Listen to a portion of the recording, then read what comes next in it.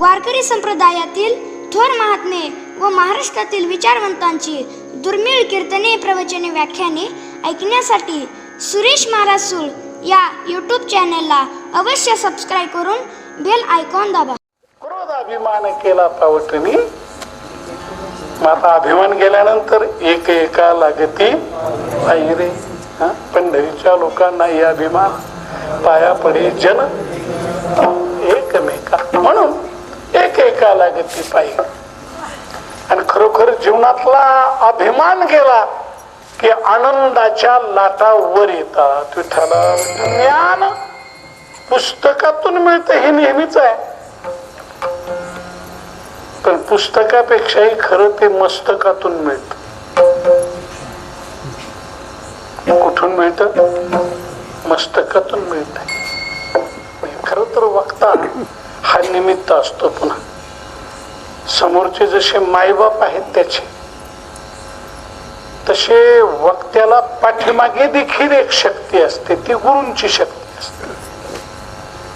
पाठीमागे गुरुजन आणि समोर श्रोतेजन, याच्यामध्ये वक्ता सहज रीतीने न चालता चालतो. तुम्ही अशा रीतीला म्हणती घाई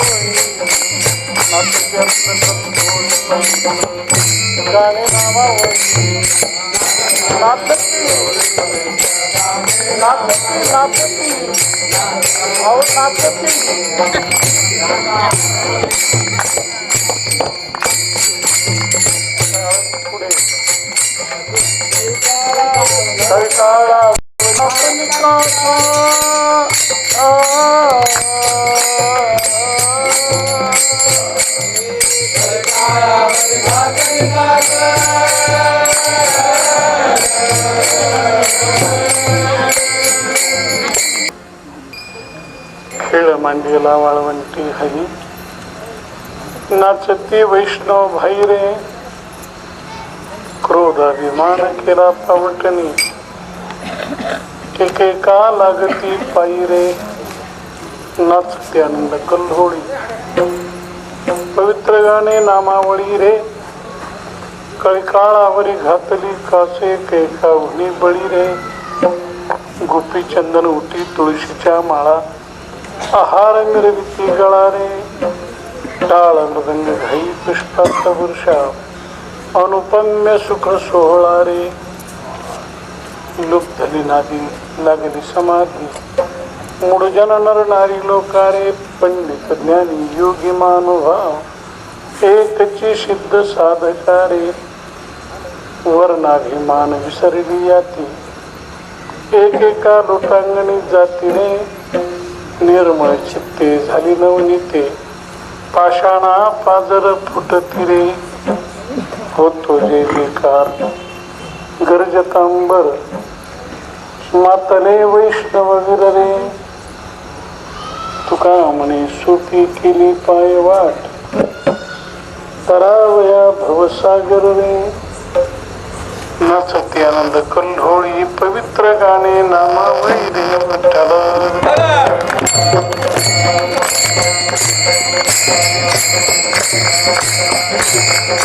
हा हा हा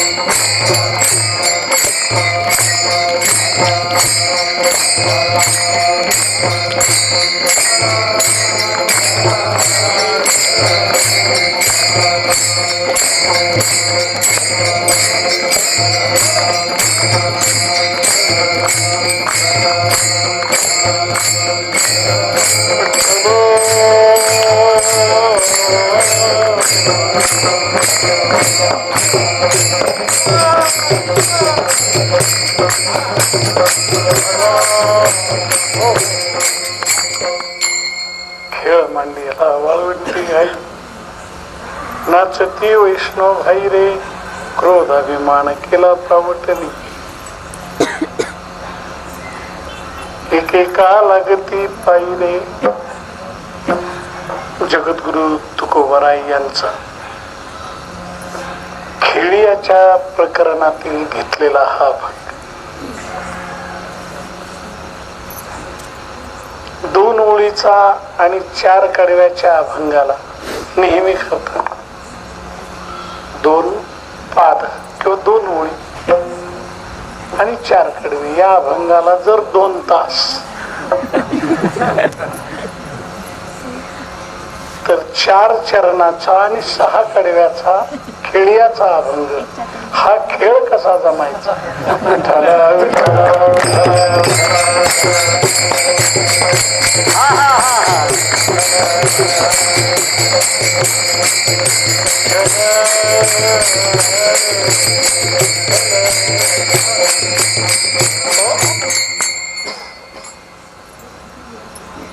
आणि संत महात्म्यांच्या या अभंग सागराच्या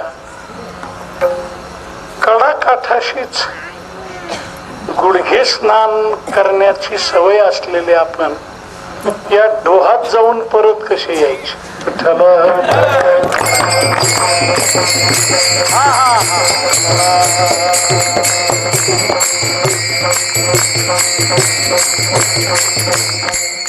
नेहमी मगाशी म्हटल्याप्रमाणे लहान अभंग सेवेसाठी घेतले जातात आणि विचार करून त्यावर बोलायचं झालं तर ते लहानशे अभंग ही ठरलेल्या वेळेला मोठे होतात. आणि म्हणूनच की काय मोठे अभंग मागेच राहिले ते कायम स्वरूपाचे मागे राहिले. विठ्ठल विठ्ठल. या बाबतीमध्ये एवढा मोठा अभंग आणि भजनाच्या परिचयाचा पण कीर्तनाच्या बाबतीत याचा परिचय नाही असा अभंग निवडला गेला. परवा जगद्गुरु तुकोबरायांच्या गाथेचं गाथा अष्टादशाह असा आळंदी क्षेत्रात झाला.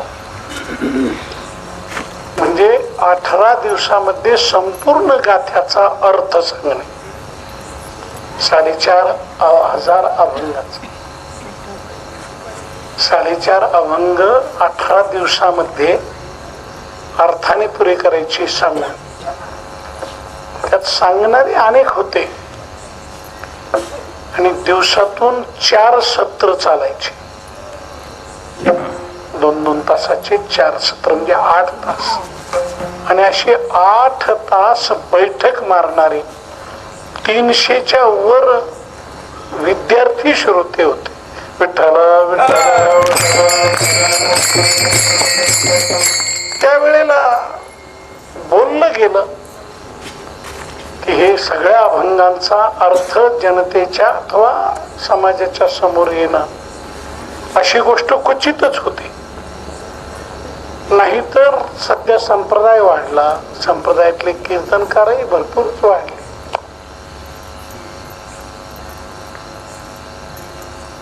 आणि कीर्तनही वाढले त्या मानाने. दररोज शेकडो कीर्तन होत असावीत महाराष्ट्रामध्ये. आता यावेळेला आपलं कीर्तन चालू झालंय. मला वाटतं मोजून संख्येचा जर विचार करायचा की याच क्षणाला महाराष्ट्रामध्ये किती ठिकाणी कीर्तन चालू असतील असा जर उगा अंदाज केला तर मला वाटतं 1000च्याही पुढे जातील. 1000 नाही आठवत सध्या. आणि या बाबतीमध्ये मग फडकरी म्हणून काही विद्वान म्हणून जरी वेगवेगळे भाग असले तरी कीर्तनाच्या अभंगाच्या बाबतीमध्ये परवा विनोदाने मी बोललो त्या अष्टादशात बहुतेक कीर्तनकारांचे मतभेद आहेत, ते एका विचारात येत नाही. पण ठराविक अभंगावर सगळ्यांनी कीर्तन करावं या बाबतीत सगळ्यांचं एकमत आहे. विठ्ठल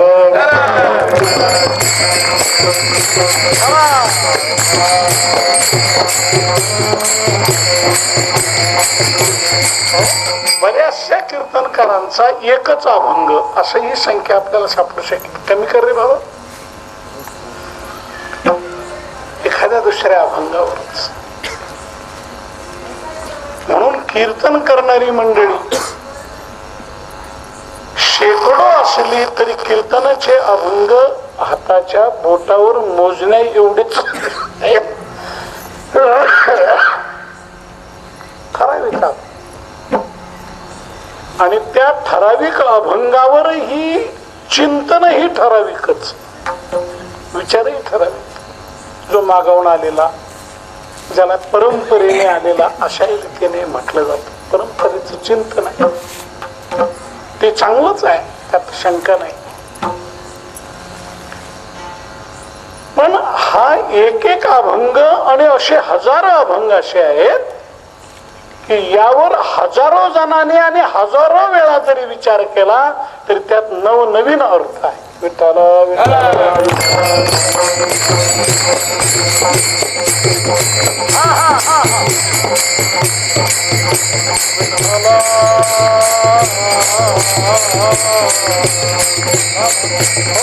नित्य नूतन विचार केला असं.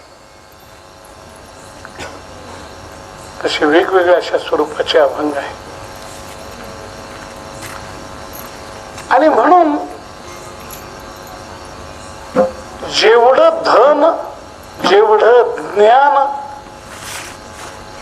संतांनी समाजाच्या हाती दिलं तेवढं संपूर्णतया उपभोगलं जात नाही. त्याचा कुठला तरी कानाकोपऱ्यातच आपण तृप्ती मानतो, समाधान अशा रीतीने मानतो. आणि मग बरचसं अभंग धन असं शिल्लकच राहिलेलं आहे, राहत आहे. आणि मग या दृष्टीने असा थोडा बहु प्रयत्न आहे, असा थोडा बहु प्रयत्न आहे. आपणास जो अभंग अथवा ज्या गोष्टी ज्ञात आहेत, माहित आहेत, त्याच जगाला सांगण्यापेक्षा आपल्याला ही जे अज्ञात आहे, न कळत आहे, ते कळून घेण्याकरता करण्याचा, अभंगाचा चिंतन करण्याचा प्रयत्न करायचा. आणि म्हणून मला वाटतं आजचा अभंग तसा मोठाही आहे, कीर्तनाच्या दृष्टीनं परिचयाचा नाही. आणि तोही मग तुम्ही सेवेकरता का घेतला, तो तुम्हाला समजून सांगण्याकरता घेतलेला नाही, तुमच्या द्वारा समजून घेण्याकरता घेतलेला आहे. विठ्ठल विठ्ठल.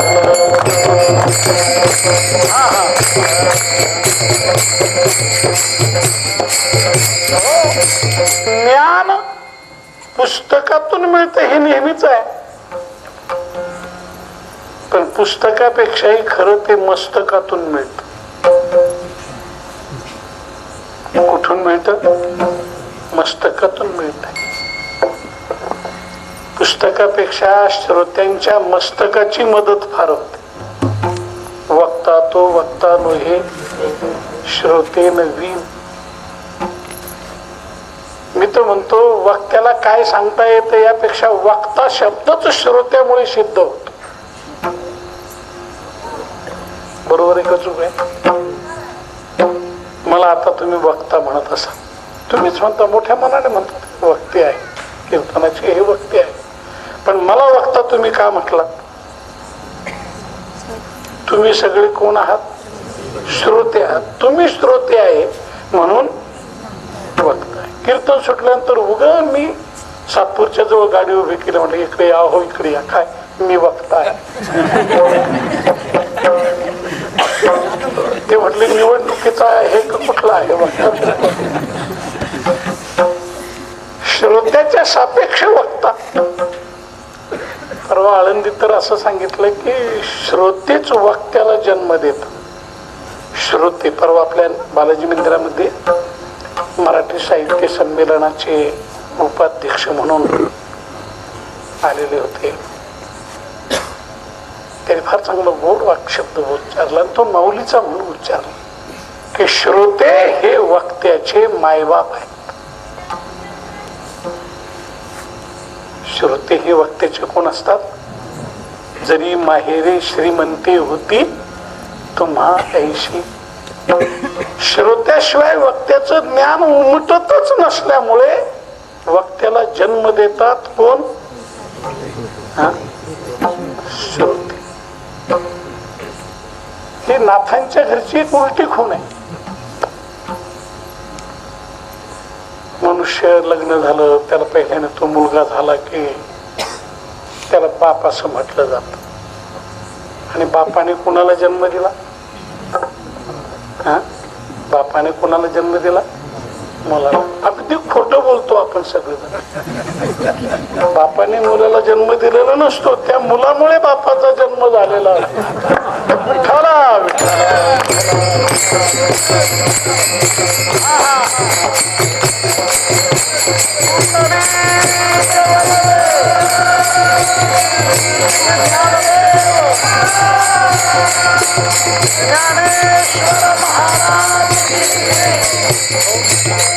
बापाचा जन्म कोणामुळे?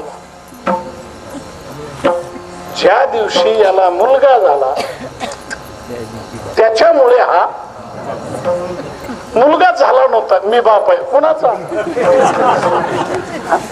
मुलगाच नसेल तर हा कोणाचा बाप? सापेक्ष शब्द आहे ते. सापेक्ष. मुलामुळे बाप आहे, श्रोत्यामुळे वक्ता आहे. आणखी सांगू का?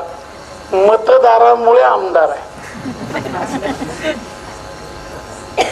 कोणामुळे? आता ते किती प्रयत्न चाललाय. बरं, नुसत्या नगरपालिकेच्या आल्या आता निवडणूक, आणि सगळ्या बाकीच्या निवडणूक आहेत. 5 वर्षातले अर्धे वर्ष आपली निवडणुकात जातात. पंचवार्षिकमध्ये 3 वर्ष कशात जातात. आणि हे निवडून आलेले माणसं कसा बसा व्यवहार करायला लागले की 2.5 वर्षात त्यांची मुदत समाप्त होते, पुन्हा निवडणूक आहे. मिळून सगळ्या देशाचं सगळं आयुष्य निवडणुकात चाललंय. विठ्ठल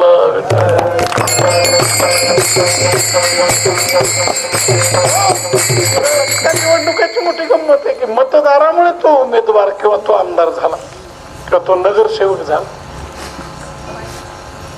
मी तर विनोदाने म्हणत असतो, ती मतदानाची पेटी असते ना, तिच्यातून उमेदवाराचा जन्म होतो. म्हणजे उमेदवाराचा अर्थ नगरसेवक असेल, आमदार असेल, त्याच्यातून कोणाचा जन्म होतो? म्हणजे मतपेटी ही त्याची कोण? आणि आई जर निश्चित झाली तर मग बापाचा शोध लागण्याची वेळ आहे. मतपेटी ही जर आई आहे तर बाप कोण? मतदार. खरं म्हणजे 2 बापाचं म्हणणं सुद्धा शिवी होती.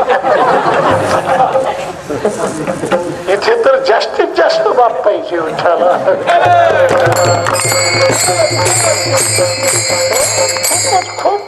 खूप बहुमताने विजयी. पण बहुमत म्हणजे जास्त मतदार हे बाप आहे, मतपेटी आई आहे. निकालाचा दिवस तो जन्म दिवस आहे. त्या दिवशी निकाल लागला नाही, जन्म दिवस. नंतर ठिकठिकाणी सत्कार सोहळे हे बारस आहे.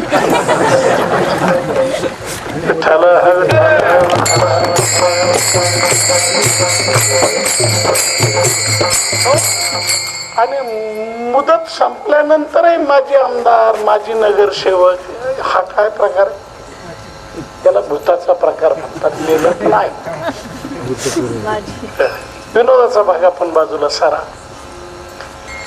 तेव्हा इथे मी बोलत होतो की आम्हालाही तुमच्यापासूनच ज्ञानाची प्राप्ती होती. आम्ही तुम्हाला ज्ञान सांगतो असं नाही, तुमच्या द्वारा आम्ही त्या अक्षराचं ज्ञान करून घेतो. विठ्ठल विठ्ठल.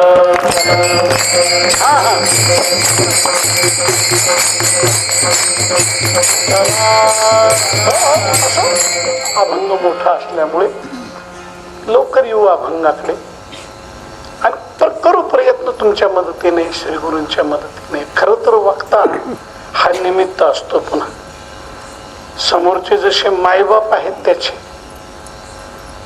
तसे वक्त्याला पाठीमागे देखील एक शक्ती असते, ती गुरूंची शक्ती असते. पाठीमागे गुरुजन आणि समोर श्रोतेजन, याच्यामध्ये वक्ता सहज रीतीने न चालता चालतो. तुम्ही आषाढी पंढरपूरला येता की नाही, एकादशी दिवशी तुम्ही प्रदक्षिणेच्या रस्त्याने चाला, तुमची न चालता प्रदक्षिणा होईल. कळलं का तुम्हाला मी बोललो? खाली पाय टाकावंच लागत, ते मागचे लोटतात तर पुढचे सरकतात, न चालता चालणे. विना तिकीट प्रवास नव्हे, विना पायाचा प्रवास.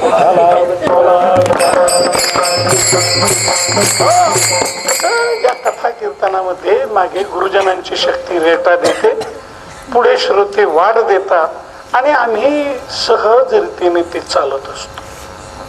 त्यामुळे जे चिंतन आपणास करायचं आहे ते त्या शक्तीने, त्या साह्याने करायचं. तिसरी एक गोष्ट महत्वाची अशी की ज्या निमित्ताने हा उत्सव इथे सुरुवात झाला, निमित्त तसं चांगलं शोधलं गेलंय.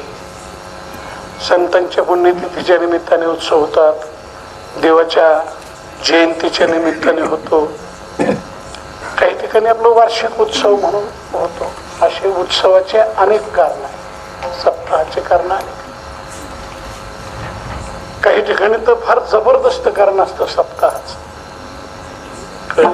पहिल्या सप्ताह करणाऱ्याशी जमत नाही म्हणून दुसराच, त्यांचं निमित्त. विठ्ठल तो त्या गल्लीचा, हा या गल्लीचा, तो त्या समाजाचा, हा या समाजाचा. याच्यातूनही बऱ्याच सप्ताहाचा जन्म होतो. त्यापैकी या उत्सवाचा जो का कोण जाणे कोणाच्या डोक्यातून निघाली ही चंपाषष्ठी, तो चंपाषष्ठी शब्दच वक्त्याला कष्टी करतो. बर सगळेजण पिछेशी आई आगे दाखाय. ज्यांचा चंपाषष्ठीचा उत्सव म्हणा किंवा घरातला तो सण आहे साजरा करण्यात ज्यांचं आयुष्य गेलं ते म्हणतात आम्हाला काही सांगता येत, आणि केलं तर जन्मभर ती तळी उचललीच, भरीत रोडगा केलाच. आणखी काय काय विधी असतो कोण नाही त्या दिवशी. परवा आहे ना आता चंपाषष्ठी.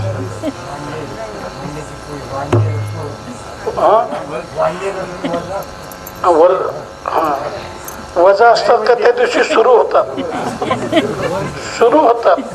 वरचे कसले आले कळलं. मोठ्या कष्टाने ज्यांनी चंपाषष्ठी गाठली. विठ्ठला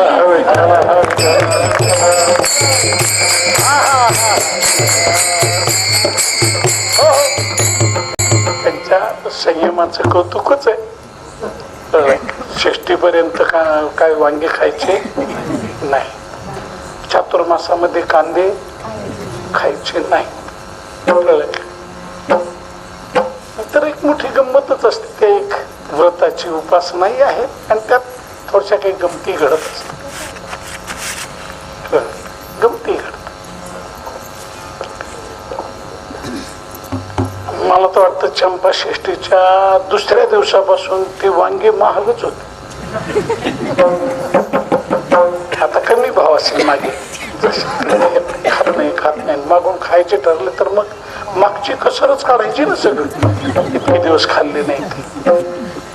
त्या कांद्याच्या बाबतीत तसंच बघा, चातुर्मास खायचं नाही. त्यामुळे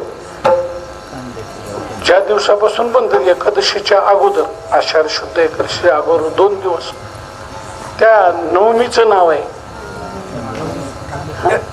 माहिती आहे तुम्हाला? त्याचं नावच काय, कांदे नवमी. त्या दिवशी जे काही करायचं ते काय करून करायचं, कांदे टाकूनच करायचं. प्रामुख्यानं तर कांद्याची भजी मुख्य पक्वान मध्ये मेनो त्या कांदे नवमीच. पण काही करायचं तर कांद्यानेच. ते थालीपीठ करायचे, काय काही करायचं, कांदे खूप खूप खाऊन घ्यायचे आणि मग 4 महिने थांबायचं आणि मग चातुर्मास संपल्यावर पुन्हा त्यांचा बेत पाहायचा. कशाचा? कांद्याचा. अशा रीतीचे काही गमती आहेत, नियम आहेत. तेव्हा हा सण बऱ्याच वर्षापासून कुळधर्म चाळी, विधी निषेध पाळी, मग सुखे तुझ सरळी दिदली आहे. विठ्ठला विठ्ठला.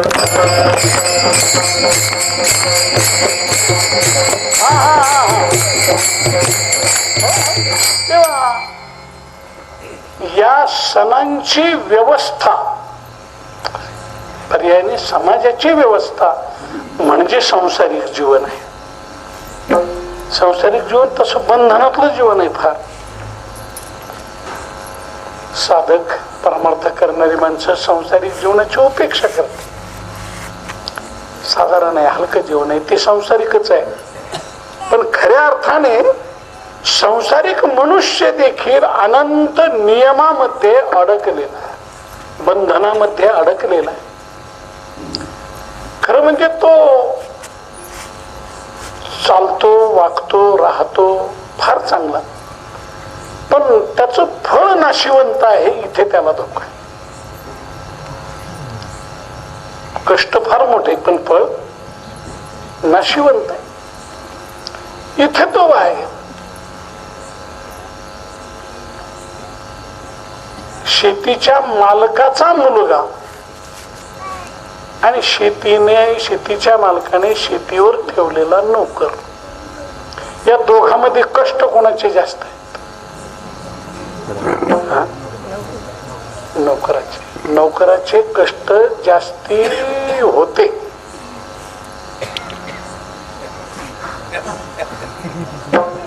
माझं वाक्य कळलं की नाही कोण जाणे? नोकराचे कष्ट किती होते? आता तितके नाहीत.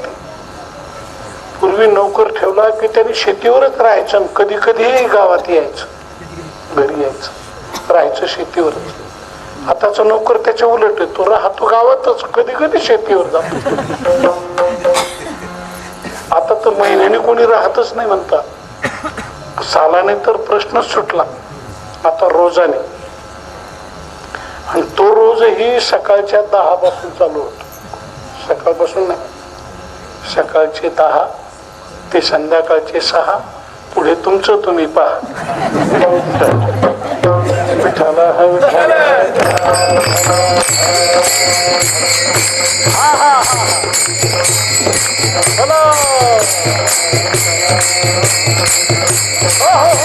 मला एक मुद्दा सांगायचा. मालक आणि आपलं नोकर आणि मुलगा किंवा मजूर आणि मुलगा, मजुराला काम अधिक आहे त्या माना, पण काम खूप असलं तरी फळ मर्यादित. फळ मर्यादित आहे. मुलाला काम कमी आहे किंवा नाहीच म्हटलं तरी मोठ्याची मुलं कशाला काम करतात, पण फळ किती आहे त्याला? मजुरापेक्षा कोणापेक्षा जास्त?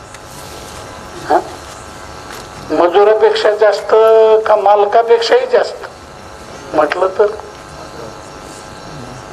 मालकाच्या पेक्षा, मालकाचा मुलगा म्हणजे मालकापासून त्या मुलाला त्याला नुसते पैसे नाही मिळवायचे, त्याचं घरदारही मिळवायचंय किंवा त्याच आहे ते.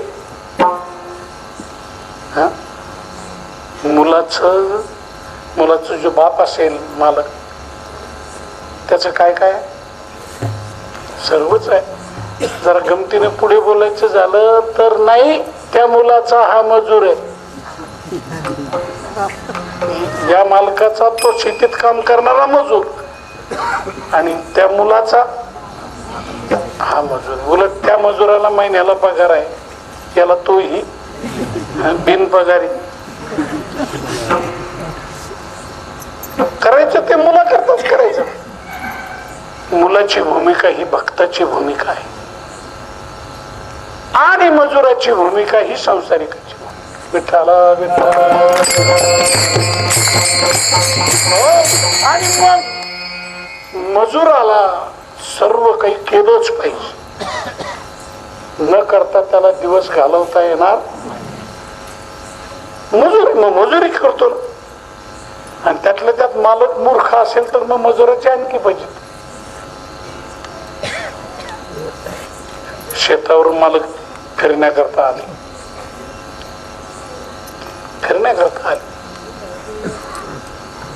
आणि मजुराला विचारलं की मालक आपलं बाबा तू मोटर चालू केली का, पाणी दिलं का? मजूर म्हटलं साहेब पाणी कसं काय द्यायचं, दिलं नाही. कशामुळे दिलं नाही? पाऊस चालू होता. मालक लगेच म्हणते अरे पाऊस चालू होता म्हणजे काय झालं? छत्री धरायची आणि पाणी द्यायचं. विठ्ठला विठ्ठला. पावसाळ्यामध्ये सुद्धा छत्री अंगावर घे पण पिकाला कशाला दे.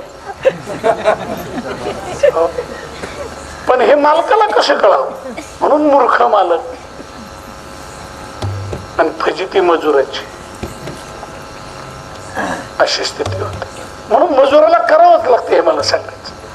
तसं संसारी जीवन आपल्याला जगायचं ना, मग विधी ते पाळी निषेधाते गाळी मग सुखे तुझ सरळी दिधली आहे. जेवढे जेवढे वर्षाचे नियम, वर्षाचे विधी, वर्षाचे सण येतील तेवढे करावे लागतात. विठ्ठला विठ्ठला. आणि करायचे कशासाठी? संसारिक जीवन सुरळीत सुरस्थित व्यवस्थित संरक्षित चांगलं राहावं एवढ्या करा. याच्यापासून काही मोक्ष मिळवायचा आहे ही स्थिती नसते. मोक्ष मुक्ती भक्ती हे त्यांच्या कोशातले शब्द नाही.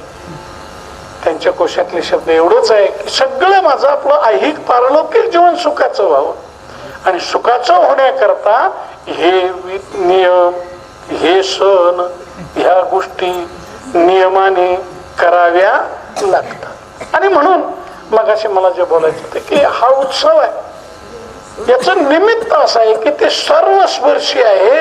एरवी दुसरे निमित्त कोणाचे उपयोगाचे आहेत तर कोणाचे नाही.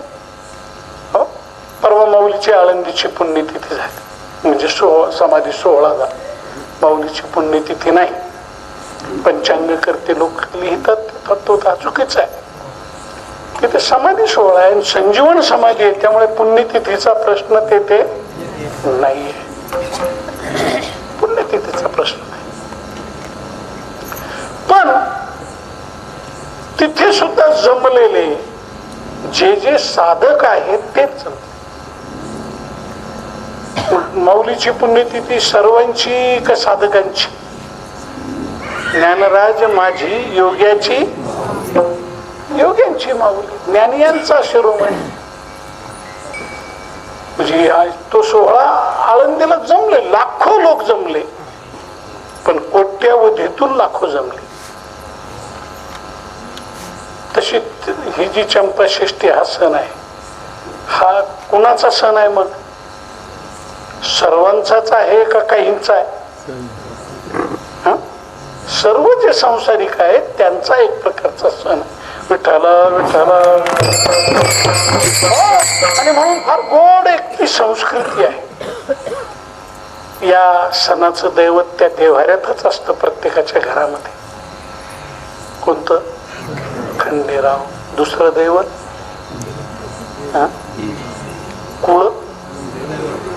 कुलदैवत कुळदेवी.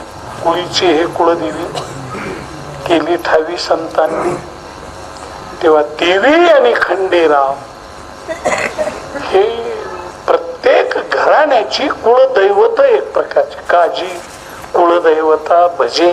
विठ्ठला विठ्ठला.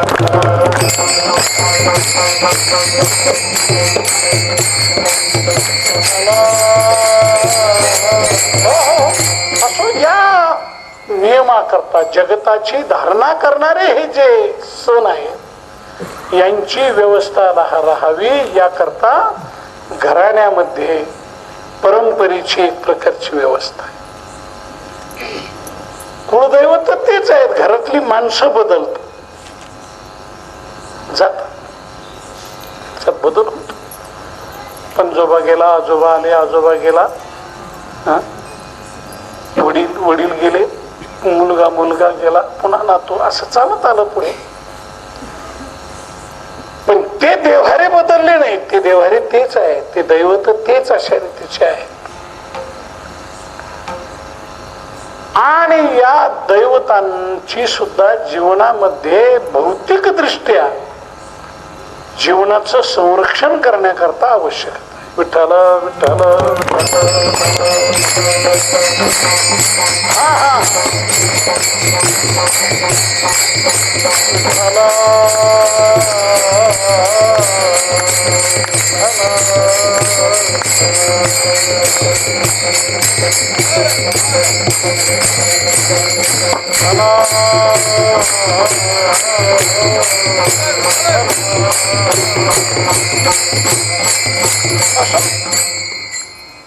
ज्या वर्षापासून म्हणा, जेव्हापासून हा उत्सव सुरू झाला तेव्हापासून कार्यकर्ते हे सेवेचं आमंत्रण देतात ना, आम्हालाही असं वाटतं की बरा एखादा नवीन विषय चिंतनाला आहे. नवीन म्हणजे जुनाच खरा, पण जुन्या गोष्टीचं नवीन चिंतन करण्यासारखं.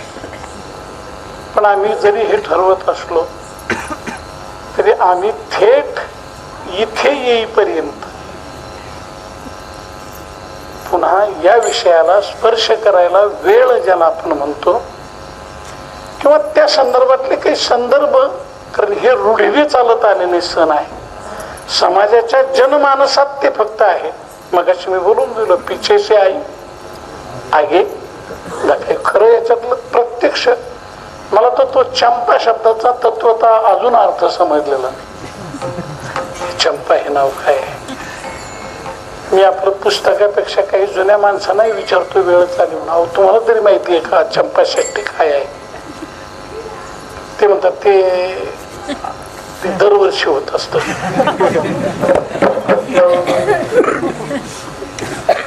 दुसरं म्हणतात ते कुलदैवत आहे.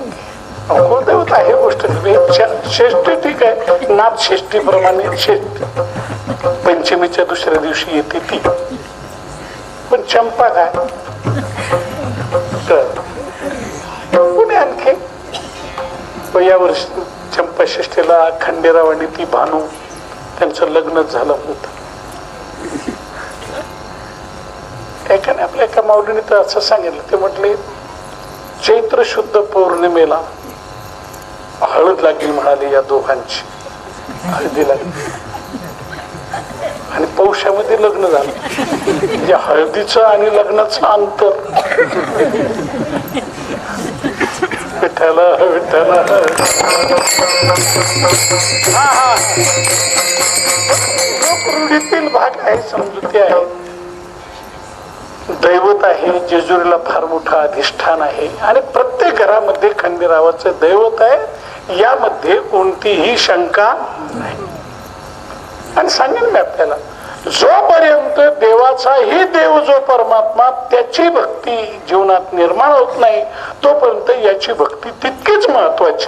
विठ्ठला विठ्ठला हो, यांची उपेक्षा करून चालणार. आता खंडेरावाच्या उपासनेला जे तमोगुणाचं स्वरूप देण्यात आलं होतं,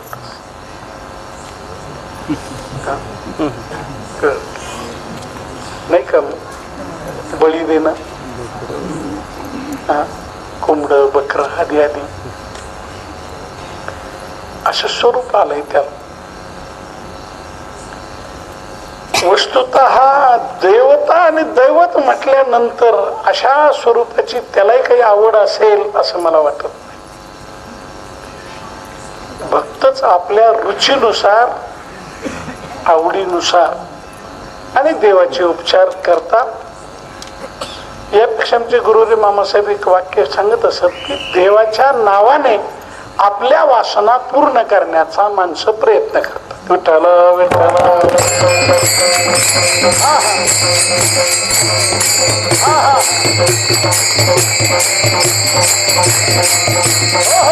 आणि कदाचित असे असेल की बाबा मांसाहार आवडतो, कोंबड बकर आवडतंय, तुला वाटतं ना.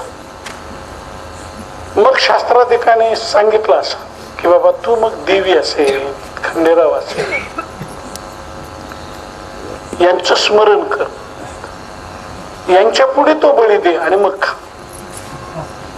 तुला खायचं असेल यांना नैवेद्य दाखव आणि मग तू खा. याचा अर्थ ते केलंच पाहिजे नैवेद्य आणि ते मग सेवन केलं पाहिजे किंवा खाल्लं पाहिजे असा त्याचा अर्थ नाही. कदाचित एवढ्या मोठा देव, कुलदैवत असं त्याला म्हणायचं आणि त्याच्या समोर हे अमंगल नैवेद्य दाखवायचा, त्याला दाखवल्याशिवाय तू खाऊ नकोस. यामुळे एखादा विचारवंत असा म्हणेल की हे अमंगल नैवेद्यात करणंही नको आणि खाणंही नको, ते टाळलं पाहिजे. स्वैर करण्यापेक्षा विधीत त्याला आणण्याचा प्रयत्न केला. सदैव आपण पाहतो पूर्वीचा इतिहास मांसाहाराचाच समाजाचा इतिहास होता. सततच मांसभक्षण आधी करायचे. त्याच्याऐवजी देवाला नैवेद्य दाखवून तो एक, म्हणजे याचा अर्थ ते देवालाही आवडतं असं नाही, याला आवडतंय पण याला बंधनात टाकण्यासाठी ते विधी सांगितलेले आहेत. अगदी अलीकडे रामकृष्ण परमहंसाचा एक दृष्टांत. आणि रामकृष्णांचं नाव सर्वजण जवळजवळ ऐकून आहे. कोणाचे गुरु? विवेकानंदांचे गुरु. स्वामी विवेकानंदांचं नाव सगळ्या अविवेकानंदांना माहित आहे. विठ्ठल विठ्ठल.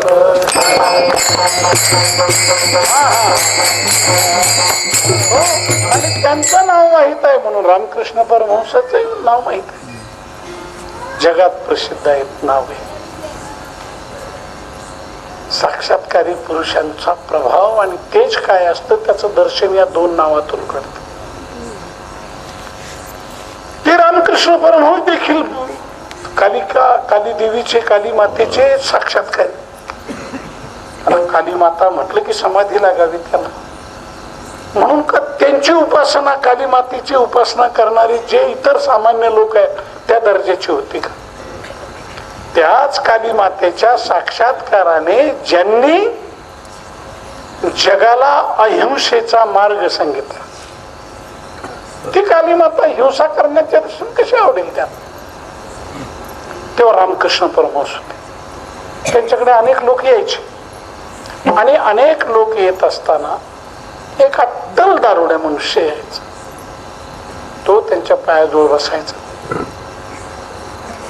मग जे दर्शनाला येणारे सात्विक निर्व्यसनी ते लोक परमहंसांना सांगायचे की स्वामीजी, तुम्ही त्या अमुक अमुक माणसाला पाया सुद्धा पुढे देऊ नका, तो पात्रतेचा नाही, तो योग्यतेचा नाही, दारू पितो तो आणि तुमच्या पाया पडायला येतो. रामकृष्ण परमहंस मगाशी म्हटल्याप्रमाणे काली मातेचे साक्षात्कारी पुरुष झालेले असल्यामुळे त्यांना सर्व समानच दिसणार ना. त्यांना ही विषमता कशी राहील? साक्षात्काराचं स्वरूपच हे आहे. सर्वाभूती पाही एक वासुदेव, पुसोनिया ठाव अहंतेचा. त्यांना समविषम दिसणार नाही. आपल्याला हे आपपर भेदाने आपलं हृदय पोखरलं गेलंय. हा आपला, हा दुसऱ्याचा, हा तिसऱ्याचा. किती भेदभाव असतो. घरातल्या घरामध्ये सुद्धा आपलं लेकरू आणि जावेचं लेकरू, जावेचं म्हणजे जाऊबाई, जाऊबाईच म्हणतात आता. ही तिची जाऊ, ती हिची जाऊ, एकत्र न राहू, दोघी दोन्हीकडे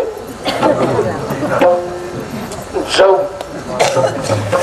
पण अशा जात असल्या तरी काही दिवस तरी एकत्र राहतात आणि त्यावेळेला एकत्र मुलं जेवतात. एकाच ताटामध्ये ती सगळी पोर, त्या पोरांचा एकात्म भाव आणि दृष्टी फार निर्मळ असते. मोठी माणसं एकत्र एका ताटात नाही तितके लवकर जेवायला बस, मान्य करणार नाही. पण लहान लेकर 2 ताट वेगळे दिले तर ते ताट फेकून दिलं आणि त्याच्याच ताटात जाऊन जेवण. अखंडत्व जणू काही त्यांच्या अनुभवाचं आहे, पटलेलं आहे त्यांना. मग एकाच ताटामध्ये 4 लेकर जेव घालायचे असतात आणि एखादीच बाई घरात कुटुंब असलं, बाकी बाया दुसरे कामं करतात, ते एक बाई त्यांना खाऊ घालते. पण खाऊ घालताना सगळ्यांना सारखं नाही ना, ते आपलं जे लेकरू आहे त्याला 4 घास, तेव्हा शेजारच्या किंवा जाऊबाईच्या लेकराला एखादा दुसरा घास, आणि त्याचा फायदाही चांगला होतो. याला शौचाला लागते त्या लेकराला, त्याला जास्त खाऊ घालते. आणि ज्याला खायला कमी मिळालं ते टुनटुन उड्या मारतोय विठ्ठला विठ्ठला.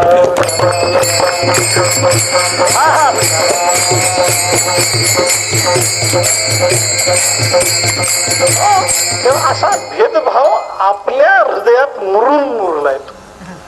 रामकृष्ण परमहंसाचं कसं ना, तेव्हा सर्वात्मबोधाने ते परिपक्व असल्यामुळे त्यांना काही हे पटेना. लोक सांगत होते की याला बाजूला लोटा, याला जवळ घ्या.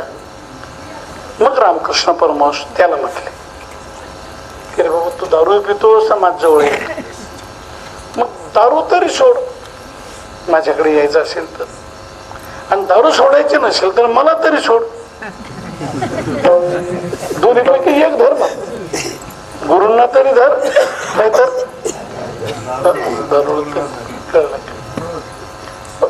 आम्ही सुद्धा, आम्हाला पूर्वी जाणं, आमच्या मराठवाड्यामध्ये ते लोक विड्या फार पितात. नाशिक जिल्ह्यात विड्या पिकतात, विड्या बांधल्या जातात. विड्या तयार होतात कुठे? जिल्ह्यात. आणि खपतात कुठे? मराठवाड्यात. नाशिक जिल्ह्यातले लोक विड्या बांधून घरं बांधतात.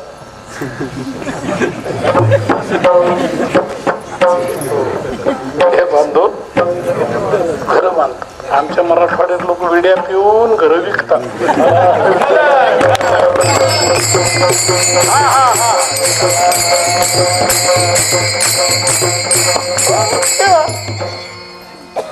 हे तरी सोड, आम्ही आपलं असंच मागे उपदेश करायचो, करायचो विडी पिऊ नका, आम्हाला तरी सोडा, नाही तर विडीला तरी सोड. ते असे बहादर निघाले, त्याने आम्हाला सोडून दिलं, विडी नाही सोडली.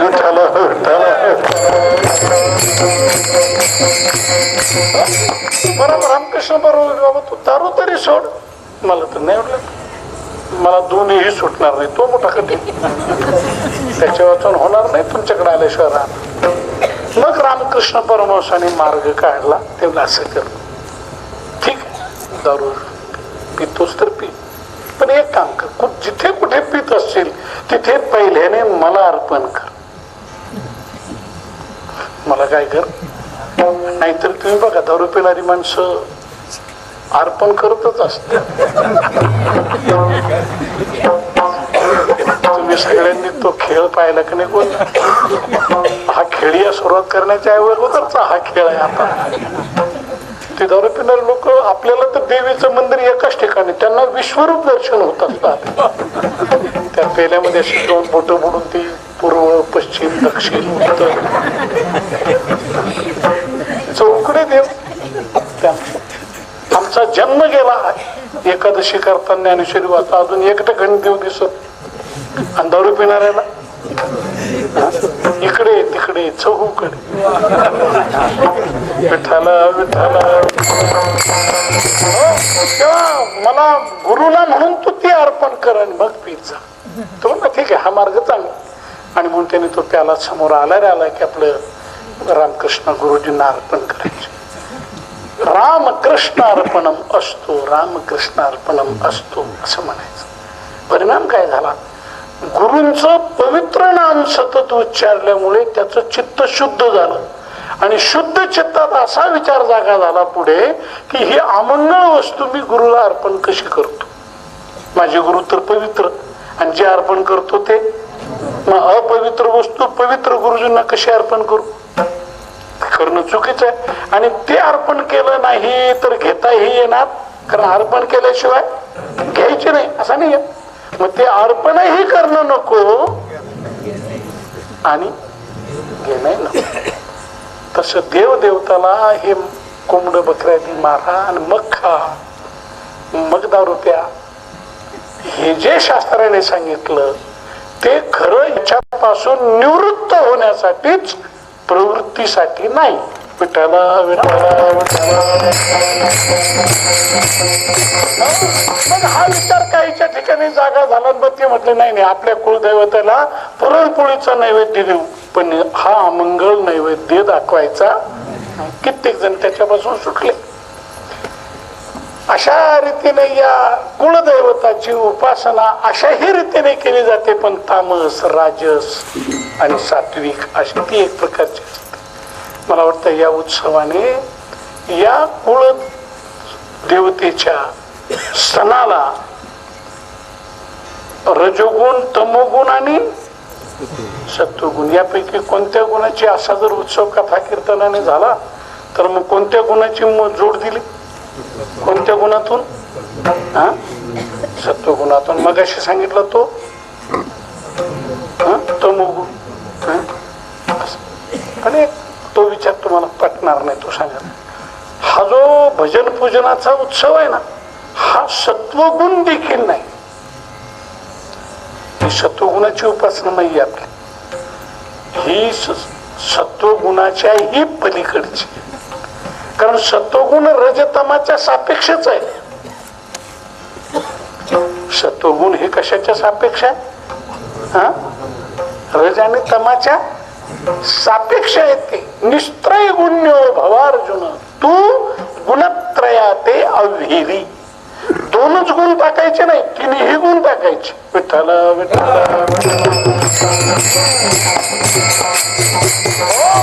असे तिन्ही गुण जे टाकतात ते वैष्णव होतात, ते वारकरी होतात, ते भजन पूजन करतात, ते गळ्यात तुळशीची माळा घालतात आणि माळ घालून पंढरपूरला गेल्यानंतर चंद्रभागेच्या वाळवंटामध्ये खेळ खेळतात. खेळ मांडियेला खेळ मांडियाला वाळवंटी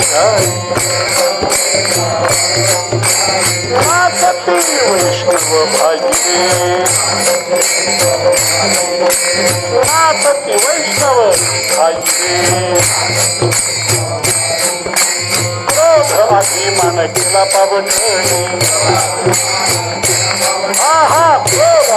मान केला पावन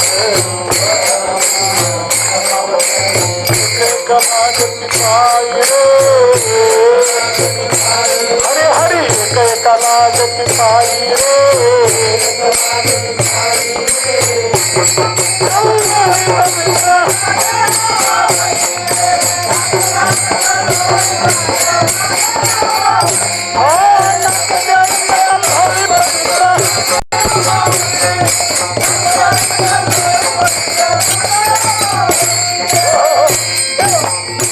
अशा रीतीने तीन गुणाच्या पलीकडे जीवन गेलं की ते मग खेळकर बनत, खेळत असत.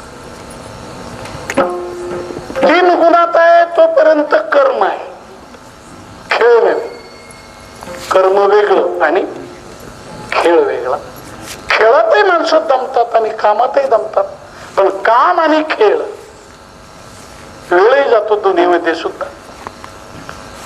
स्वयंपाक करण्याचं काम आहे, दुकानात बसण्याचंही काम आहे, शेती करण्याचंही काम आहे, नोकरीमध्ये 4-8 तास ड्युटीवर जाऊन बसणं हे सुद्धा काम आहे. तर त्या ड्युटीवर तर ऑफिसमध्ये तर काहींना बसण्याचं काम आहे आणि काहींना कामाचं काम आहे.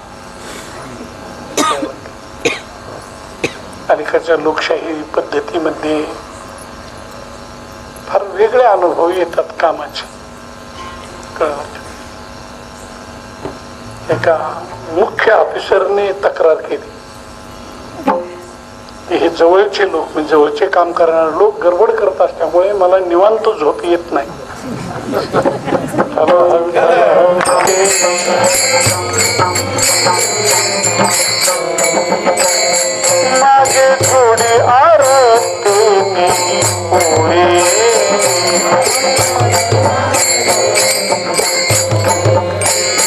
दुःखे आरंभळे पुत्र ताहाना लक्ष चौऱ्याशी लक्ष चौऱ्याशी तुम्ही फेरा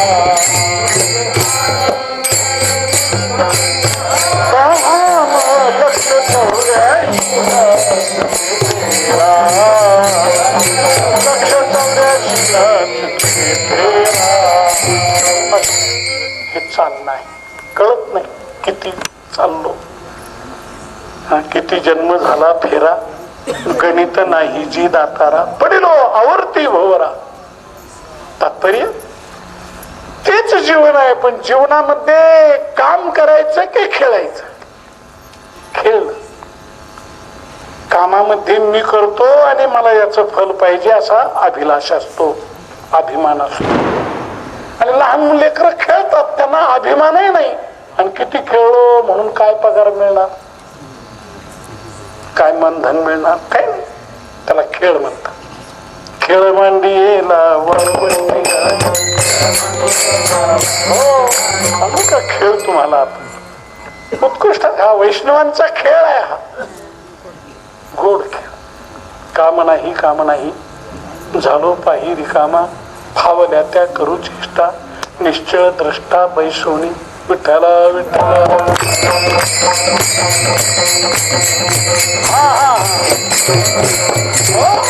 आणि अशा रीतीचं काम करणारी माणसं पाप पुण्यात सापडतात, पाप पुण्यामुळे जन्म मरणात सापडतात. पण जे खेळ करतात ना, अभिमान नाही अभिलाषा नाही, त्यामुळे होणारा खेळ त्यांना जन्म मरण देऊ शकत हो. खेळ खेळे परी दैन सापडे, तो एक खेळिया शहाणारे.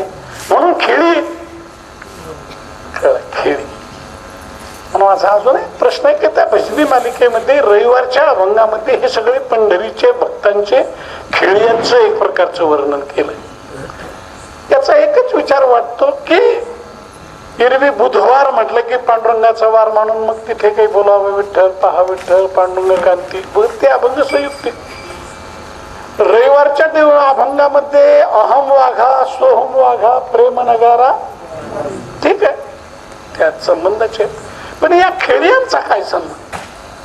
तो एकच भाग असा वाटतो की खंडेरावादी सर्वच देवांचाही देव पांडुरंग आहे, विठ्ठला विठ्ठला. आणि म्हणून त्याची जी खेळी आहे तेच खंडेरावादिकाचे एक प्रकारचे भक्त होऊ शकतात. खंडेराव देखील तोच एक प्रकारचा होतो, देवीही तोच होतो.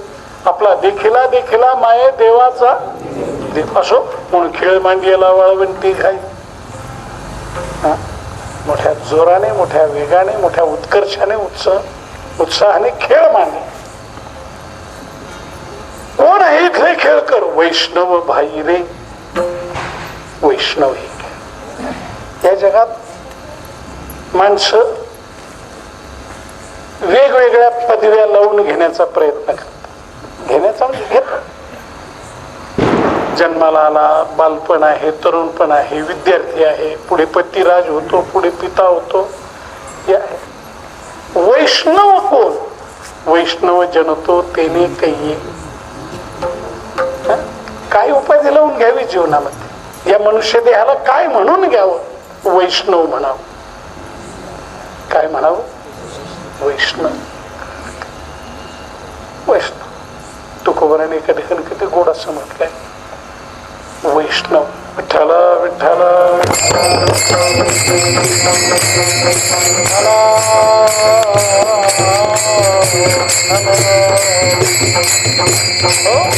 नलगे जाणावे नेनावे, गावे आनंदे नाचावे, प्रेम सुख घ्यावे या वैष्णवा संगती. नेनो प्रकार अनेक, आम्ही नामाचे धारण. नेनो प्रकार अनेक, सर्व भावे एक विठ्ठलचे प्रमाण, याला वैष्णव असं म्हणतात. आणि हे वैष्णव खेळतात, वाळवंटात खेळतात. वाळवंट म्हणजे रखरखीत वाळवंट. खर तर आपलं जीवन हे वाळवंटच आहे. आणि या वाळवंटामध्ये खेळायचं आहे. विठ्ठला विठ्ठला नाचती वैष्णव भाई रे खेळाय. आणि खेळता खेळता याला खेळ का म्हणायचं? या खेळामध्ये क्रोध नाही, अभिमान नाही, काम नाही, वासना नाही. क्रोध अभिमान केला पावटणी. आता अभिमान गेल्यानंतर एक एका लागती आई रे. पंढरीच्या लोकांना हे अभिमान पाया पडे जन एकमेका, म्हणून एक एका लागती पायी. आणि खरोखर जीवनातला अभिमान गेला की आनंदाच्या लाटा वर येतात. विठ्ठला विठ्ठला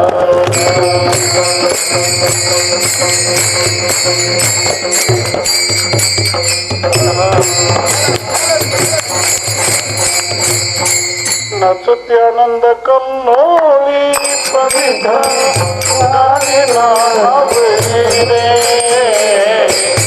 नाचते आनंद कल्लोळी पवित्र गाणे नाचते.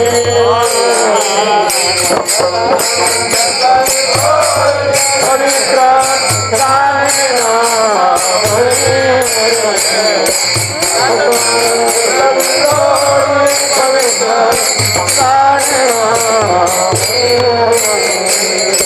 काळावरी घातली कास एक एका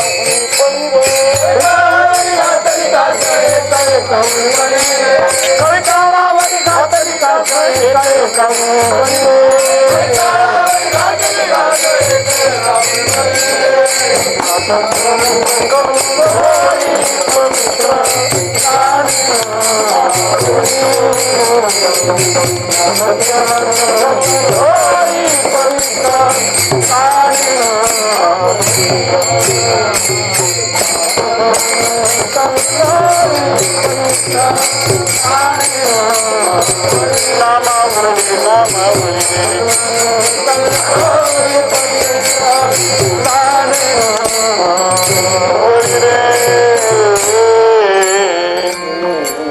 तेव्हा नाचती आनंद कल्लोळी पवित्र गाणे नामावळी. अभिमान गेला गायनाचे उडे अभिमानाने जीवनाला ताटस्थ येत, मूर्छा येत. तो दूर व्हावा. तो गेला ना तर आनंदच आनंद आहे. कळलं? पाण्यावरचा फेस दूर झाला, पाणीच पाणी. तसा अभिमान नष्ट झाला की सुखच सुख. आनंद कल्लोळी. नाचती आनंद. म्हणून मगाशी तुम्हाला जरा जड वाटलं असेल, नाचायला लावलं खूप. ते म्हणाला असं काही आरंभापासून आम्ही कधीच नाचलो नाही. बरीच माणसं घर सोडून नाचतच नाही.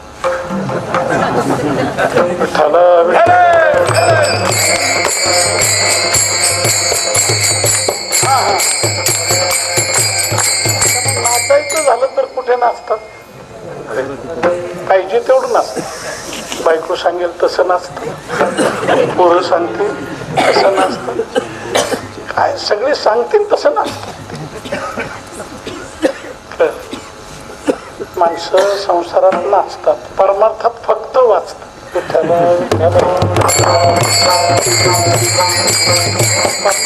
वाचायचं आणि संसारात नाच. तेव्हा नाचणं ही एक भक्ती आहे. भक्तीचा तो गोड प्रकार आहे. योग्यापेक्षा मोठा प्रकार आहे. योगी तर ध्यान लावून अगदी शरीर निवात दीपवत चित्तम असा बसतो. काही हलू द्यायचं नाही, अंग शरीर डोळे. पण नाच ह्या भक्ताचं नाचणं तर हात पाय कान नाक डोळे सगळ्या निश्चित नाचतो. योग्यापेक्षा मोठं एक प्रकारचं नाचणं आहे. आपल्याकडे 3 भक्तीचे 3 व्यासपीठ आहे. 3 मूळपीठ आहे. नामस्मरण कथा कीर्तन ही नारदाची भक्ती आहे. याचे मुख्य कोण आहे? व्यासपीठावर बसून प्रवचन करणं ही कोणाची भक्ती आहे? भगवान व्यासाची भक्ती. आणि घाम येईपर्यंत नाचून नामस्मरण करणं ही कोणाची भक्ती? तुका म्हणे रुद्रा अंजनीची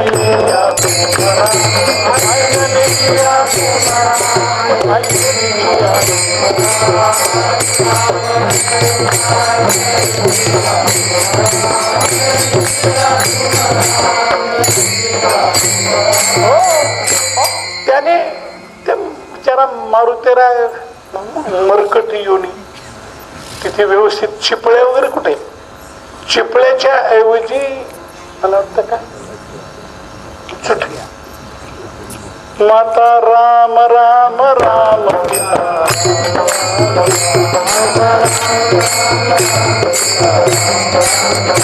माता राम राम राम माता राम राम गण राम राम राम गोत राम राम राम कुल राम राम राम शिव राम राम राम सुख राम राम राम दुःख राम राम राम शत्रु राम राम राम मित्र राम राम राम चित्त राम राम राम चित्त राम राम राम जन राम राम राम वन राम राम राम मन राम राम राम प्राण राम राम राम. अशी सुटकी नाही. आपल्यातले ते बघतात परिवारापैकी लहाने चांगलं म्हणतात ते आणखी रामनाम संकीर्तन सगळ्यांनी आपापल्या परीने चाली लावून म्हणावं. काही काही ठिकाणी बऱ्याच ठिकाणी हे रामनाम संकीर्तन सामुदायिक चालू झालंय. जो हरिपाठ ग्रंथ आपल्यामध्ये पूर्वी आला त्याला जीवन संजीवनी आपण म्हटलो. मग अशी मला सांगण्याची आठवण राहिली नाही. आणि पहिल्याने संख्येने फार कमी होतात तुम्ही, त्यामुळे सांगितलं नाही. नाहीतर एका एका कीर्तनामध्ये 1,000 प्रती जातात त्या. आणि 1,00,000 प्रतीपर्यंत जो संकल्प होता तो आता 65,000 आला. पुढच्या टप्प्यामध्ये 75,000, नंतर 85, नंतर असं ते 10,000 पहिल्या प्रतीचा आलेलं धनद्रव्य दुसऱ्या प्रतीत टाकायचं, दुसरीचं तिसऱ्या, आपलं ते एक चालू आहे.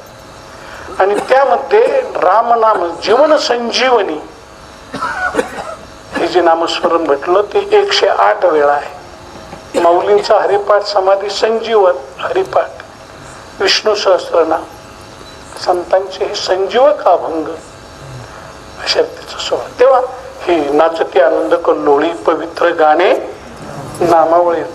पायाने नाचायचं आहे, मुखाने पवित्र गाणे. आणि मगाशी जी नामावळी ती ही वळी, नामावळी म्हणायची ती ही आहे. कोणती? करता राम राम राम हरता राम राम हरता राम राम राम भोगता राम राम राम राम राम राम मुक्ती राम राम राम भक्ती राम राम राम युक्ती राम राम राम राम राम राम ज्ञान राम राम राम. हो पवित्र गाणे नामावळी रे. काय झालं या नामाने आणि असं नाचण्याने? हे नाचती वैष्णव वीर रे. हे नुसते वैष्णव नाही, वीर झाले, शूर झाले. आणि या शूरांच्या शौर्यामुळे हे नामस्मरण करत असताना आपल्यावर चाल करून येणारा जो कलिकाळ शत्रू, त्या शत्रूवर यांनी कंबर कसली. कलिकाळावरी घातली कास. आणि तो त्याच्या पुढे, तो त्याच्या पुढे, तो त्याच्या पुढे. हा काळ सगळ्यांच्या पुढे धावू लागला, जीव घेऊन पळू लागला. कलिकाळावरी घातली कास. आणि हे ज्ञान वैराग्य भक्ती या बाबतीत एक एकाहुनी बळी रे. अशा रीतीने बलवान वैष्णवांचं हे वर्णन केल्यानंतर या वैष्णवांची बहिरंग लक्षणं कोणती हे अभंगाच्या तिसऱ्या कडे येतात. विठ्ठला विठ्ठला गोपीचंदन उठे तुळशीच्या माळा, गोपीचंदन उठे तुळशीच्या माळा,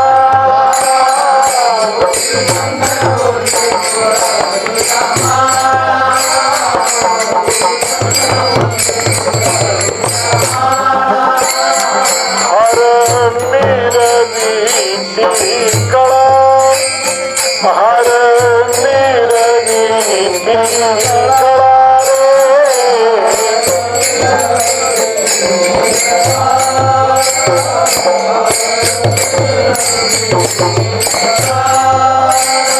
टाळ मृदंग घाई पुष्पाचा वरुषावा, टाळ मृदंग घाई पुष्पाचा वरुषा,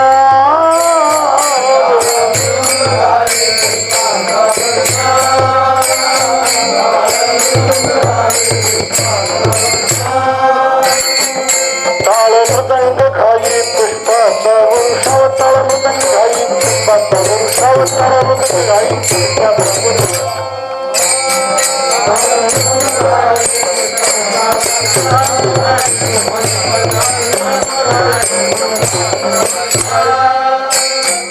अनुपम्य सुख सोहळा रे, अनुपम्य सुख सोहळा रे, नाचती आनंद कल्होळी, अनुपम्य सुख सोहळा रे, सुख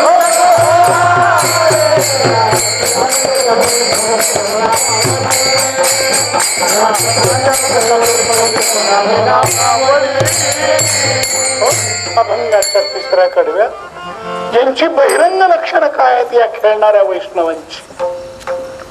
कोणती लक्षणं? गोपीचंदन उटी तुळशीच्या आणि हार मिरविती गळाने. अशा रीतीने हे शोभणारे सुंदरशे वारकरी वैष्णव, यांच्याजवळ भजनाची साधना कोणती, आयुध कोणती लढण्याची? टाळ मृदंग घाई पुष्पांचा वर्षाव, पुष्पवृष्टी, लावणी मृदंग श्रुती. आणि असा हा जो सोहळा, हा सोहळा जगात कुठेच नाही. अनुपम्य सुख सोहळा रे विठ्ठला विठ्ठला. या सोहळ्याच्या निनादामध्ये, या सोहळ्याच्या नादामध्ये, या सोहळ्याच्या नाचण्यामध्ये एखाद्या दुसऱ्यालाच नाही तर सर्व सर्व समाजातील घटकांना समाधी लागून गेली. विठ्ठला विठ्ठला. हा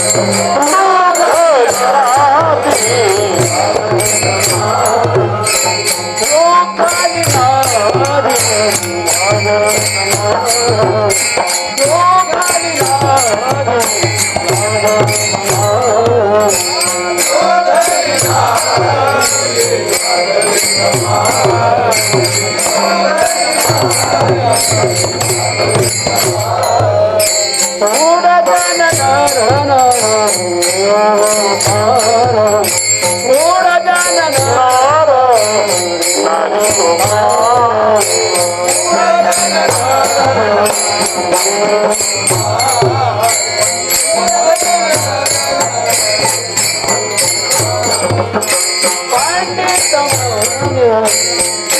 महान पंडित महाने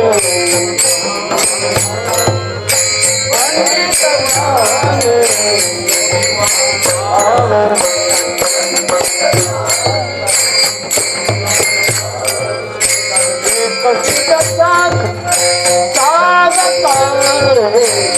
एकाची सिद्धा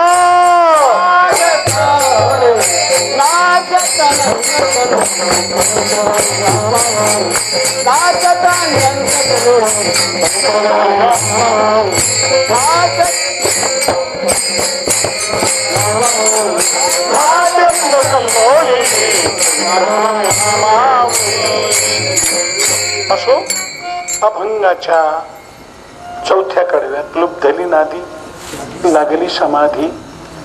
बरं का, सर्वांना वैष्णवाचा हा नाच, वैष्णवांचा हा खेळ, वैष्णवांची ही साधना सर्वांनाच लुब्ध करून टाकणारी आहे. लागली समाधी कुणाला? इकडे मूढ जन नरणारी लोक आहेत. अगदी त्यांना मूर्ख म्हटलं जात. लौकिकामध्ये मूर्खाच्या अनेक स्वरूपाच्या व्याख्या आहेत. विठ्ठल विठ्ठल हा हा हा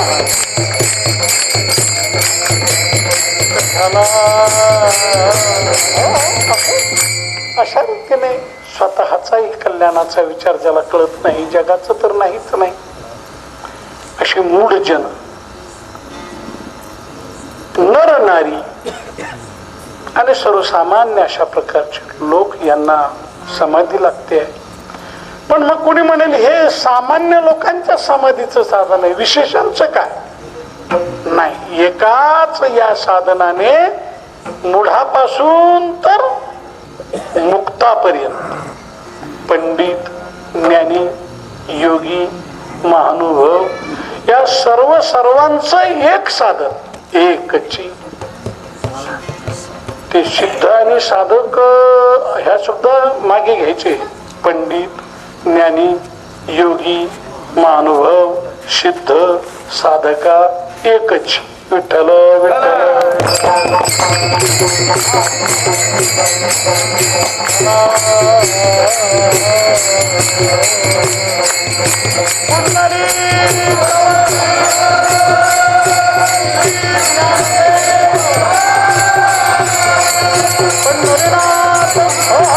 आणि असं सर्वांना समाधी लावणार एकच एक साधन असल्यामुळे त्या एका साधनामध्ये सगळे प्रवाह एवढे विरून गेले की आपली जात काय, आपला वर्ण कोण, ब्राह्मण, क्षत्रिय, वैश्य, शूद्रादी वर्ण,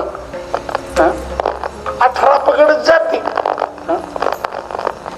आश्रमादी, हा सगळाच भाव विरून गेला आणि सगळे एका प्रेमामध्ये नाचू लागले. ही गोष्ट अभंगाच्या 5व्या कडव्यात. वर्णाभिमान विसरले जाती,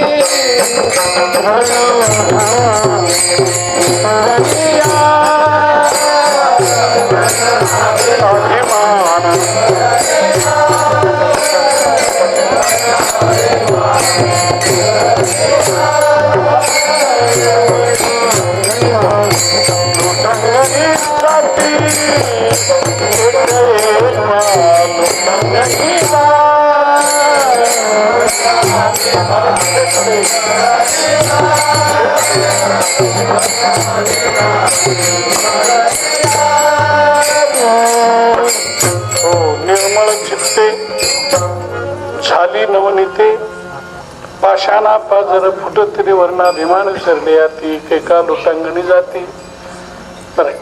एवढा अभिमान नष्ट होऊन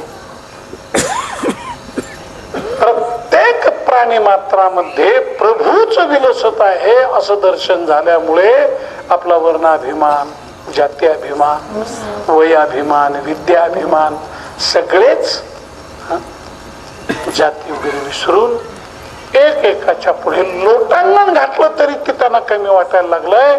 एवढा समोर तो एक प्रकारचा देव आहे.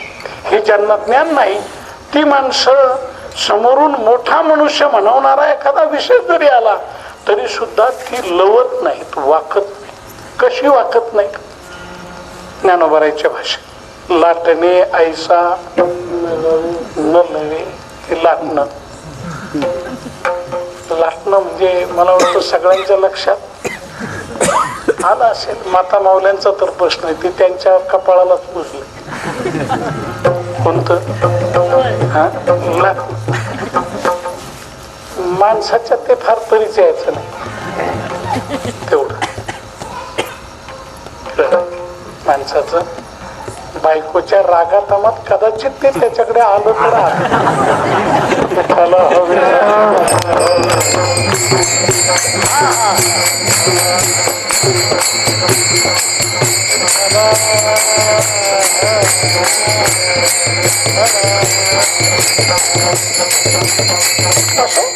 ते लाटणं ज्ञानोबा म्हणतात. लाटण्यासारखी वाकतच नाही ती माणसं. मला एक प्रश्न पडला की माऊलीच्या उपमेमध्ये म्हणा किंवा दृष्टांतात हे लाटणं कसं आलंय. थेट स्वयंपाक घरातलं लाटणं. खूप विचार केल्यावर लक्षात आलं की बरोबर ज्ञानोबारायांनी ती शोधून उपमा काढली की ते लाटणं वाकत नाही. ते न वाकण्याचं कारण आहे त्याच्या दोन्ही बाजू अशा बारीक असतात निमुळत्या आणि मध्येच गट्टू असतो जाड असं. कसा वाकेल. तसा अभिमानी मूर्ख माणसाच्या ज्ञान आणि भक्ती दोन्हीही बाजूंनी मुळत्या आणि अभिमानाचा गट्टू जाड असतो मध्ये. कसा वाका. लाटणे ऐसा न लवे पाथर जेवी न द्रवी. तेव्हा इथे मात्र खडी साखरेचा खडा पाण्यात टाकल्यावर विरघळावा किंवा मीठ विरघळावं त्याप्रमाणे याचा अभिमान विरून गेला. वर्ण अभिमान विसरली जाती. एकेका लोटांगणी जाती रे. आणि निर्मळ चित्ते झाली नवनीती.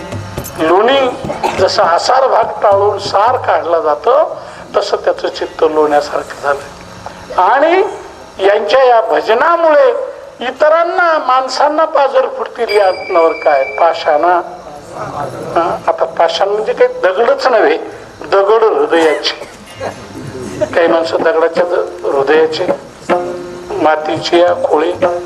दगड आला पोटाशी विठाला विठाला.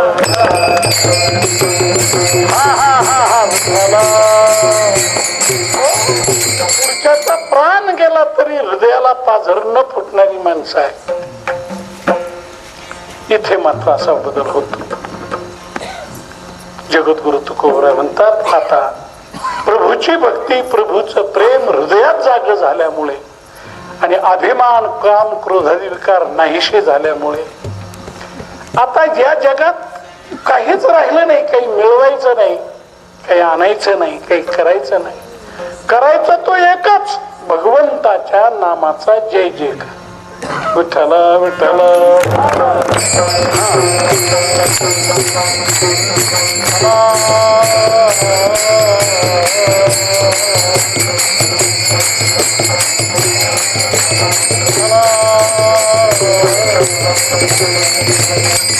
होतो जय जयकार आणि त्या जय जयकाराने आकाश दुमदुमू लागलाय. गर्जत अंबर. होतो जय जयकार गर्जत अंबर. कशामुळे. मातले वैष्णव वीर रे. प्रभू प्रेमाने ह्या वैष्णव वीर मातले गेले. मध्ये माते तया नाही. देवा दीड दमडीची दारू पिलेली माणसं उन्मत्त होतात. हात याने तर ब्रह्मरस ब्रह्मरस केलं. ते गुरुरी मामासाहेब म्हणायचे ते दारू पिलेलं राजाच्या मिरवणुकीला समोरून आडवं झालं. ते चाललं होतं तिकडून राजाची आली मिरवणूक. ते दारू पित असं कोलाट्या उड्या खात खात चाललेलं. राजेसाहेबांनी प्रधानजीला पाठवलं आणि प्रधानही सैन्य केलं त्याच्या पुढे त्याला बाजूला करण्याकरता. पण त्याला बाजूला करताना तो ठिकाणी नव्हताच तो. आता त्याने या प्रधानजीला विचारलं हे कोण आहे म्हणजे समोरून कोण आलाय. दारू पिणारी फारच माणसं एक प्रकारचं कठीण असतात. एका पोलिसाने दारू लागले विचारलं तुला कळत नाही का मी कोण आहे. मी कोण आहे हे तुला कळतंय की नाही. तो म्हटलं तू माझ्यापेक्षा जास्त पिलास का.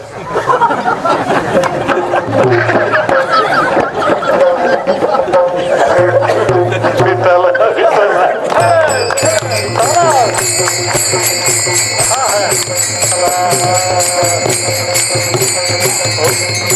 तू कोण आहे तुझी तुला सुद्धा कळत नाही का?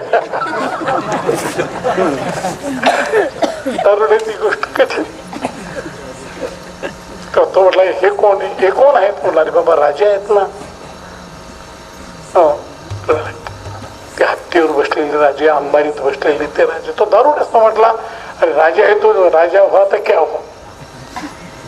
मैं भी राजा हो, मी पण राजा. आता ते पायी चालत होतं, एकटंच होतं. मला वाटतं जे पिलं होतं ते दुसऱ्याच्या पैशाने पिलेलं, त्याला कोणीतरी पाजलं. पण त्या नशेमध्ये ते उन्मत्त झालं. ते म्हटलं देखो ये अंबारी की और हत्ती की क्या किंमत. ही हत्ती आणि अंबारी दोन्ही मी विकत घेतो म्हटलं. तर प्रधानच्या लक्षात आला हे काय विकत घेणार, हे काही गिराईक ते नाही. पण असं म्हणतो म्हणून त्याने दुसऱ्या सैन्याकरवी पोलिसाकरवी त्याला आपलं पकडलं, तुरुंगात नेऊन ठेवून दिलं. ते म्हटले ही हत्तीची ना अंबारीची किंमत आता तुला नंतर सांग, आता जाऊन बस गप थोडस. मिरवणूक पुढे गेली, मिरवणूक आली राजाची. आणि मग पुन्हा याला आणलं एक 4-5 तासाने.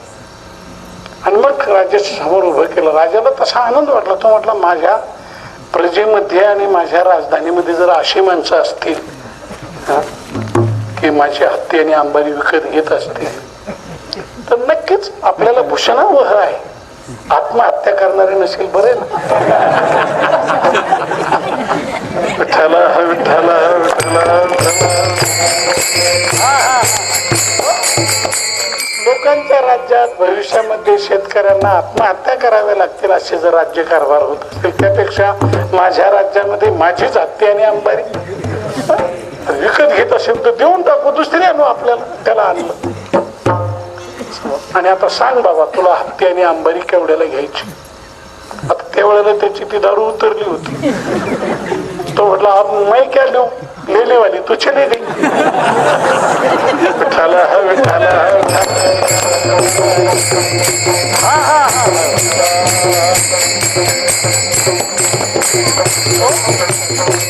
दीड दमडीची दारू प्याला तो स्वतःला विसरतो. हा तो ब्रह्मरस प्याला. नाथ महाराज म्हणतात हे वैष्णव तर लावणी मृदंग श्रुती टाळ घोष सेव ब्रह्मरस आवडीने. मग आता ते देहावर कुठे राहिले. मातले वैष्णव वीर रे. आणि त्या वैष्णव वीरांनी तुका म्हणे सोपी केली पायवाट. जो संसार सागर तरुण जाण्याकरता शेकडो जन्म घ्यावे लागतात, तो भवसागर तरुण जाण्याकरता भजन ही त्यांनी सरळ सोपी वाटच करून टाकली. तरावया भव सागर रे विठोबा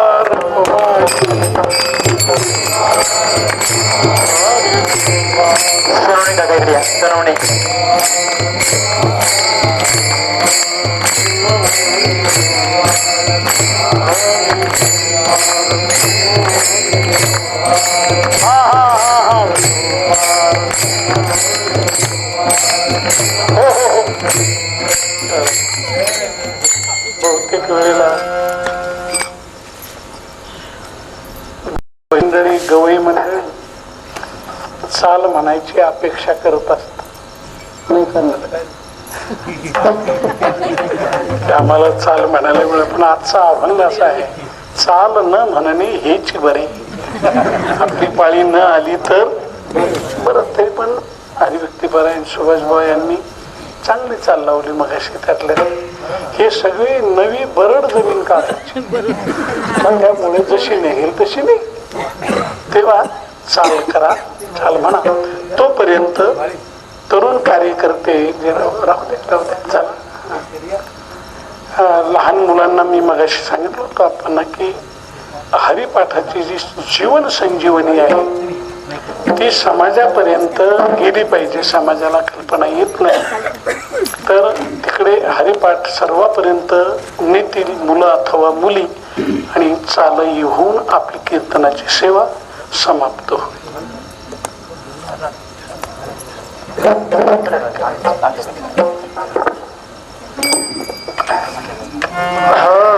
होतो जय जयकार गरजत अंबर, होतो जय जयकार गरजत अंबर, होतो जय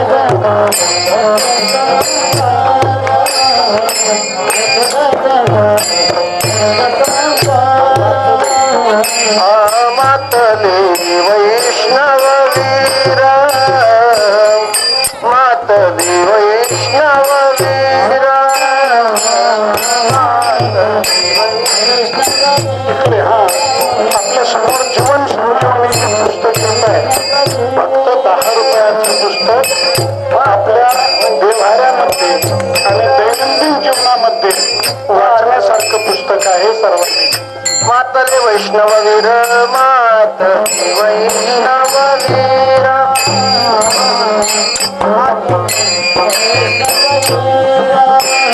तुका म्हणे सुखी गेली पाय वाट, तुका म्हणे सुखी गेली पाय वाट, तुका म्हणे सुखी गेली पाय वाट. पुरुष मंडळीकडे या, पोटे अप्पा पुरुष मंडळीकडे या. तरावया भवसागर रे, तरावया भवसागर रे, नाचत आनंद कल्लोळी पवित्र गाणे नामावरी रे, नाचत आनंद कल्लोळी पवित्र गाणे नामावरी रे. तरावया भवसागर रे, तरावया सागर रे, आनंद कल्लोळी पवित्र गाणे नामावरी.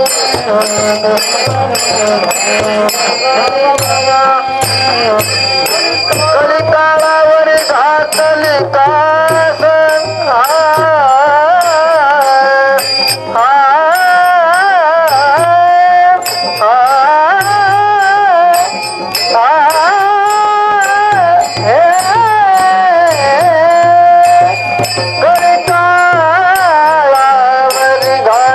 कास, एक एकाहून बळी रे निर्मळ